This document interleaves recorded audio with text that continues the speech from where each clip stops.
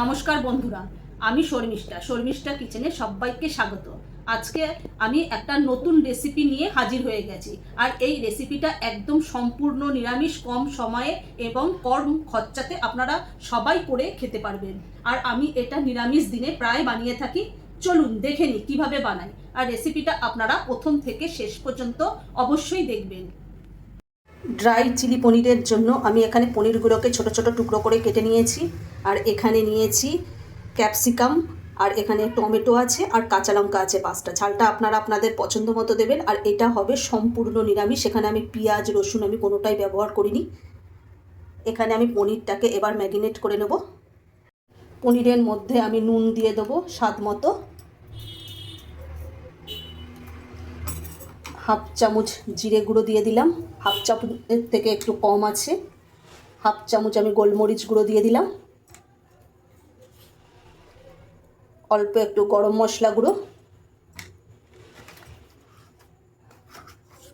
আর half চামচ জিরে গুঁড়ো, আর 2 চামচ আমি এখানে ময়দা দিয়ে দেবো।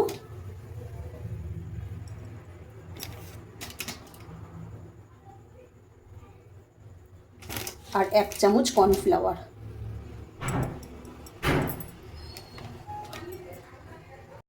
আর অল্প একটু জল দিয়ে দেবো।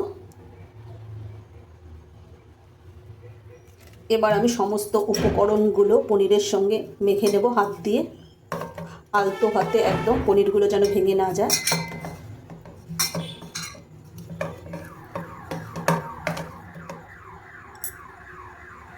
পনিরটা ম্যারিনেট করা হয়ে গেছে, এটাকে আমি 15 মিনিট রেস্টে রেখে দেবো। এই করবে, এই রান্নাটা সর্ষের তেল দিয়ে ভালো লাগবে না, আপনারা সাদা তেল দিয়েই করে নেবেন। তেলটা ভালোভাবে গরম হয়ে গেছে, তেলটাকে আমি একটু নাড়িয়ে নিলাম। এবার আমি পনিরগুলোকে একটা একটা করে দিয়ে ভেজে নেব। গ্যাসের ফ্লেমটাকে আমি একটু আস্তে করে দিয়ে নিলাম। আর আমার ম্যারিনেট করা 15 মিনিটও হয়ে গেছে। আমি প্রথমবারের পনিরগুলো দিয়ে দিয়েছি। এবার আমি পনিরগুলোকে উল্টে পাল্টে লাল করে ভেজে তুলে নেব। এইভাবেই আমি সমস্ত পনিরগুলো ভেজে নেব।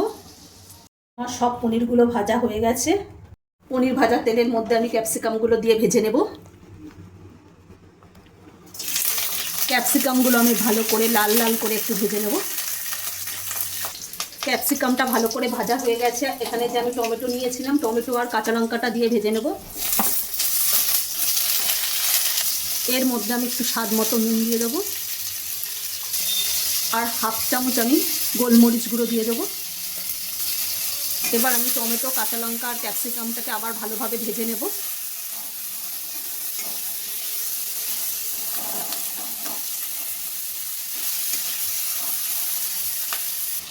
দু চামচ আমি সোয়া সস দিয়ে দেবো, 2 চামচ টমেটো সস দিয়ে দেবো। এই বাটিটা দিয়ে একটু জল দিয়ে দেবো, পরে আমি এটাকে আমি ভালোভাবে নাড়িয়ে নেব।